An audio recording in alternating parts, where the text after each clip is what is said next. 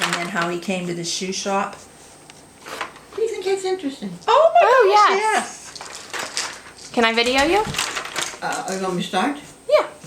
Okay. Okay, go ahead. We met. Um, he had just come home from the service, and I was renting from my girlfriend's. I was renting with my girlfriends. I worked at Miller's Shoe Store, and we went to her church, which is St. Michael's, which was my husband's church. And he came out of the church, and he said they were having a dinner for all the mothers of soldiers.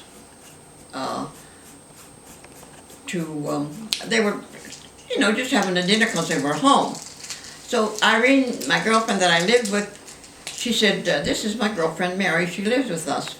And he put his arm around me, and I shook away, I didn't like him, he was getting close.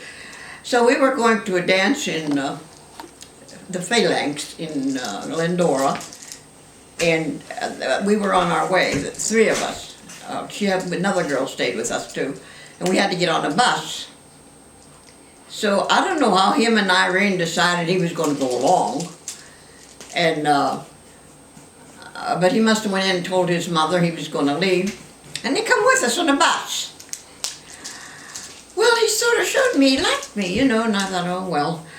And we got to the Phalanx, we danced, but I was supposed to be meeting the guy that played in the orchestra. He played a big long something. Saxophone? Saxophone, yeah. And I told him I'm supposed to meet someone. He plays in the orchestra. He said, that's okay. And so when in the mission, I was with the guy with the saxophone.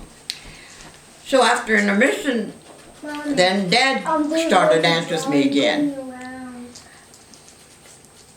And I told him, I said, I had 20 cents.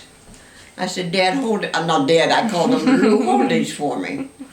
So he's always tricky, he was always teasing me.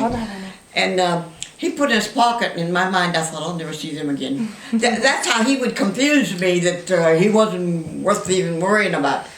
And so he put it in his pocket, and then at the end of the night I went home with my regular date. He played the saxophone, and I don't know what he did, but I told him I worked at Miller's Shoe Store. So the next day he comes in, 20 cents in his hand. I said, you really bringing it back? He said, yes. And he wanted a pair of shoes. I sold him a pair of shoes. Then I don't know if he asked me for a date, what he did, but he did, I think, ask me for a date. And first night we went together, I bet you don't believe this, he asked me to marry him. Oh. And I said yes. Wow. How fast that works. He was just home from the service, I think, and they were anxious to get married.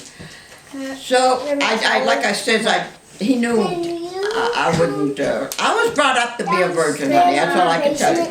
And then, I'm almost done, I gotta finish this. I mean, we would kiss and everything, but he knew he couldn't go any further, that he would shock me.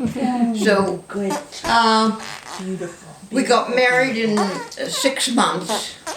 6 months, yeah. February to August, how long is it? 6 months? Oh, March, April, May, June, July. We had a lot of fun in those 6 months. How old were you? Huh? How old were you? I was 21 and he was 28. Oh, okay. I didn't realize he was that much older. Yeah.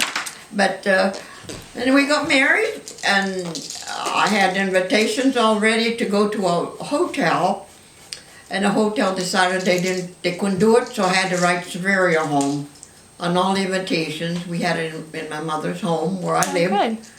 And then I moved into his house, and we had our own apartment. And then I started having kids, and life goes real fast. The end, huh? But I still say today I married a saint. Now tell her about the part when you were wrapping up the shoes that he bought. Oh, well, I don't remember that. What did I do? There was change. And I didn't give it to him? Or he didn't get Put your You string wrapped on. it up in the shoes. He knew, but he didn't tell you? And he left it in there.